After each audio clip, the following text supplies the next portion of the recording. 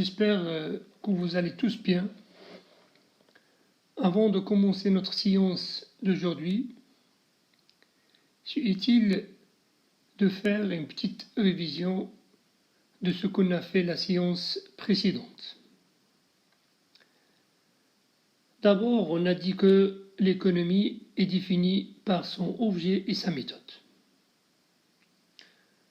Donc pour l'école classique, l'économie est considérée comme une science de la richesse.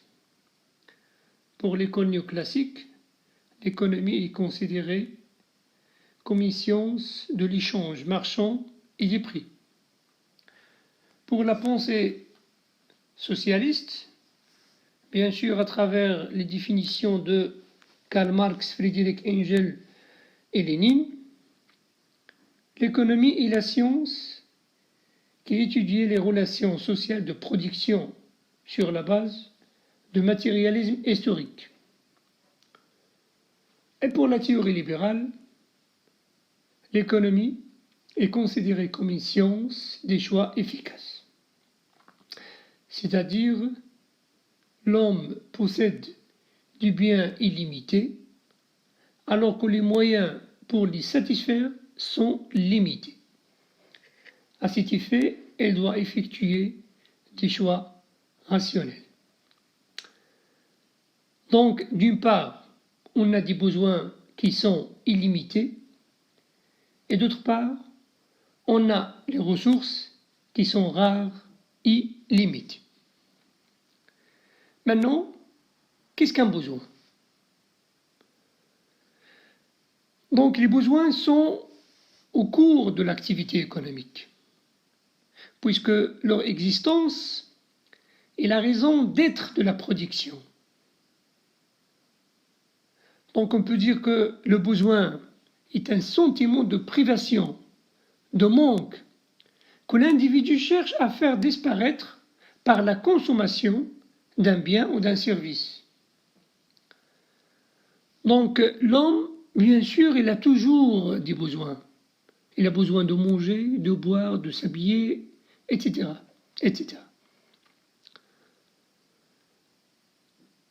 Donc les besoins, en réalité, ont une double origine. Une origine psychologique et biologique, à savoir la nourriture, l'habillement, le logement, etc., donc qui sont des besoins naturels, et une origine sociale et culturelle, puisqu'ils sont largement influencés par l'état des sociétés et de leurs pratiques sociales et culturelles, comme par exemple manger dans un restaurant réputé. Donc on parle des besoins sociaux. Alors quelles sont les caractéristiques de ces besoins? Donc les besoins, ils sont hiérarchisés, c'est-à-dire il y a des besoins de première nécessité, et là encore des besoins secondaires, et bien sûr le loisir. Donc hiérarchisé, c'est le degré d'urgence qui varie selon les conditions de vie et les moyens, bien sûr. On peut parler là de l'échelle de Maslow. Et ils sont complémentaires. C'est-à-dire, on ne peut pas satisfaire un besoin sans l'autre. On a besoin de dormir, on a besoin de manger, etc., etc. Donc les besoins ne sont pas substituables. On ne peut pas satisfaire un besoin à la place d'un autre. Et ils sont incompressibles, c'est-à-dire pris un à un. Donc, il faut dépenser un minimum de ressources pour satisfaire chaque besoin. Et infini ou illimité, c'est-à-dire que la consommation est potentiellement infinie. Donc, les besoins sont illimités, car on constate que c'est au fur et à mesure qu'un besoin est satisfait. Donc son intensité diminue. Un autre besoin apparaît et la chaîne continue. Donc, les besoins évoluent en fonction des moyens dont on dispose. Donc, au début, on s'intéresse à l'alimentation, au logement, à l'habillement, etc.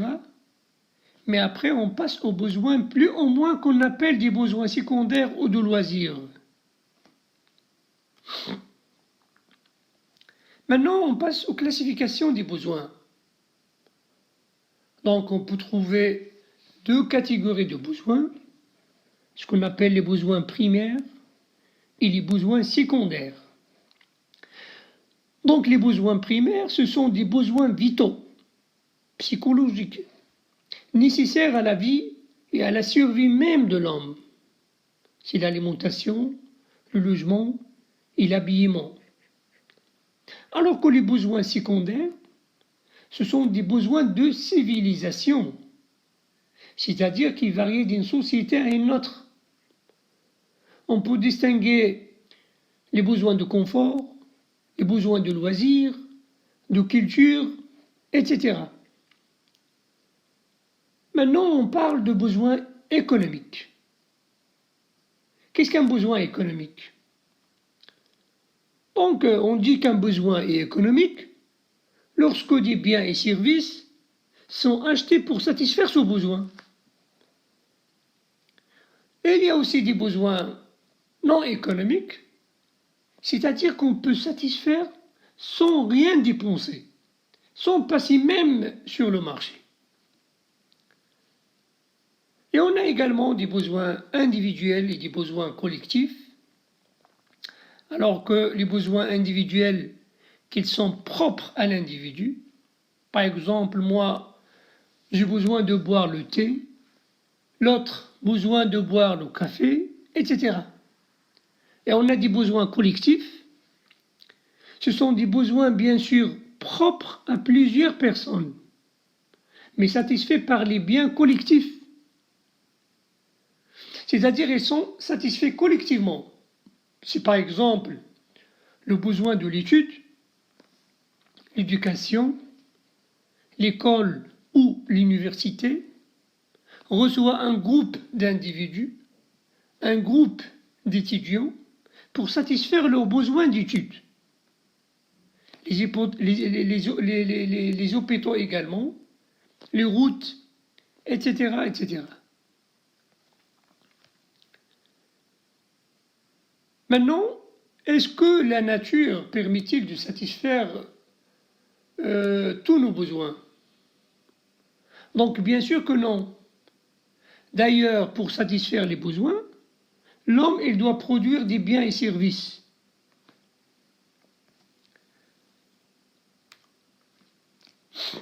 En réalité, on a deux types de biens. On a les biens libres et les biens économiques. Les biens libres, ce sont les biens abondants et à la disposition de tous gratuitement. Par exemple, l'air. Donc, on a besoin d'air, on a besoin de lumière, mais tout le monde, bien sûr, peut satisfaire ce besoin d'une manière naturelle. Et les biens économiques, qui répondent aux besoins économiques, ce sont des biens rares et produits par le travail humain. Donc l'homme, il lutte contre la rareté par le travail. Ces biens rares obtenus grâce à la combinaison de plusieurs éléments rares, ce qu'on appelle les ressources naturelles, le travail et le capital, ce qu'on appelle en réalité les facteurs de production. C'est-à-dire, pour produire les biens, l'homme il a besoin de faire appel aux facteurs de production, la terre, le capital et le travail. Donc pour produire les biens nécessaires à satisfaire ces besoins qui sont illimités, c'est-à-dire que la nature ne peut satisfaire.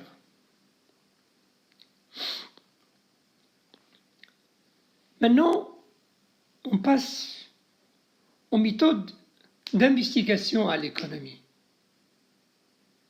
Donc, qu'est-ce que la méthode?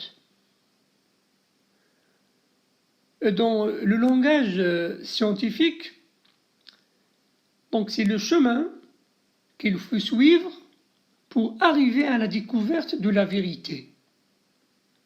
C'est-à-dire la démarche logique pour comprendre ce qui existe.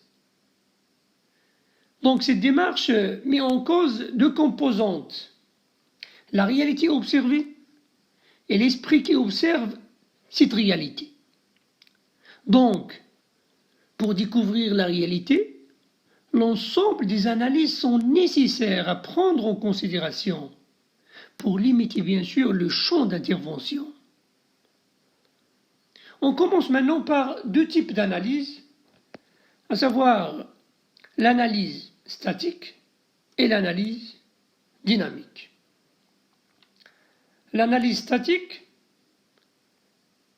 on peut dire qu'une analyse est considérée comme statique si il est instantané, c'est-à-dire qu'il fait abstraction de temps.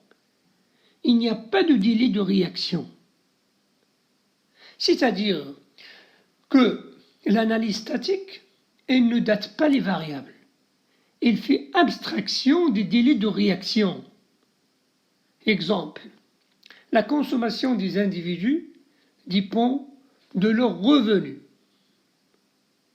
Alors que l'analyse dynamique, on peut dire qu'une analyse est dynamique s'il prend en considération le déroulement des phénomènes économiques dans le temps. C'est-à-dire, dans l'analyse dynamique, les variables sont datées. Donc, le but de l'analyse dynamique, c'est de montrer comment l'économie évolue dans le temps et comment la situation réalisée dans un moment donné exerce une influence sur la situation d'une autre période. Par exemple, la consommation d'aujourd'hui dépend de revenus d'hier.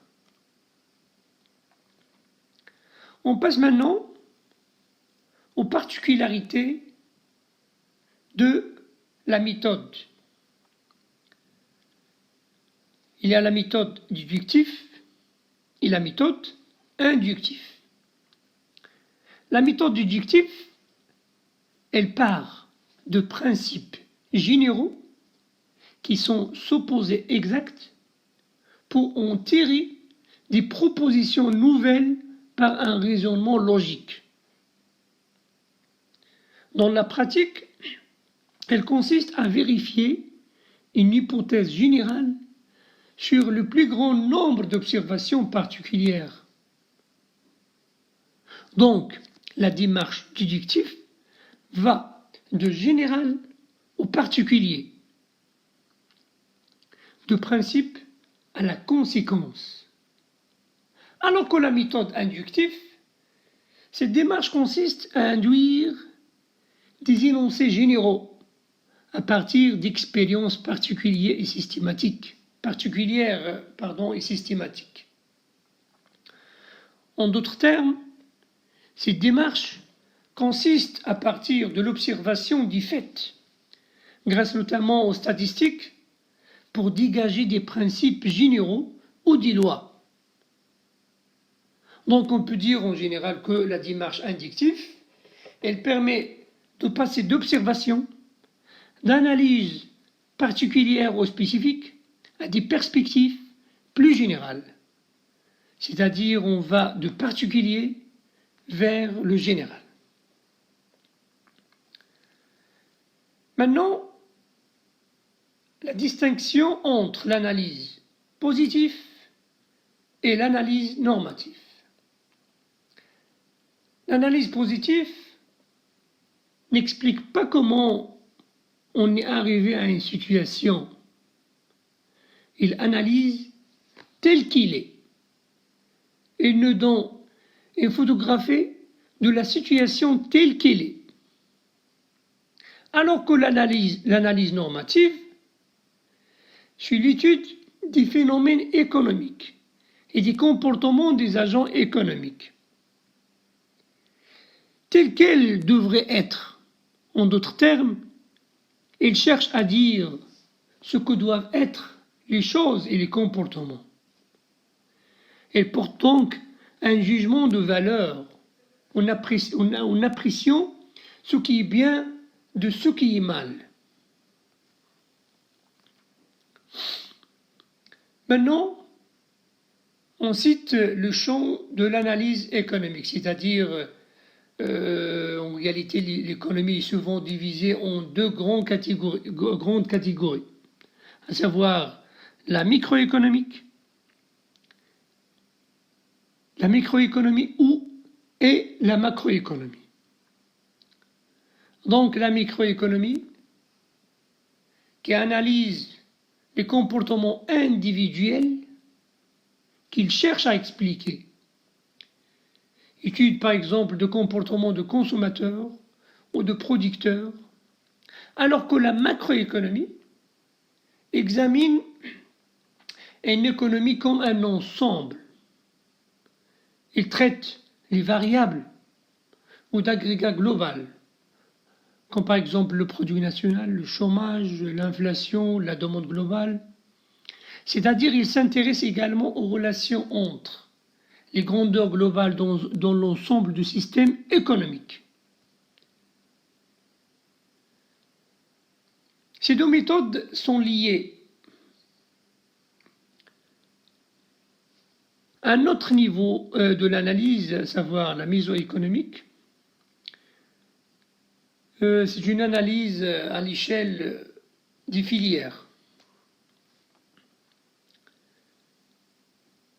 Maintenant, une question qui se pose, est-ce que l'économie est-il une science exacte ou sociale? Donc il existe aujourd'hui une distinction bien établie entre les sciences exactes, telles que la physique, la biologie, la chimie, etc., et les sciences sociales, à savoir l'économie, la sociologie, la démographie, la géographie, etc. En effet, les sciences exactes, elles autorisent l'expérimentation, alors que les sciences sociales, elles n'autorisent pas l'expérimentation. Tous les chimistes sont d'accord sur la composition chimique de l'eau, H2O par exemple. Les spécificités des sciences sociales, donc il y a une relation entre la théorie et les faits. Mais il existe toujours une divergence du point de vue théorique. C'est le cas de l'économie. Donc on peut dire que l'économie politique est une science sociale et non une science exacte. Et merci.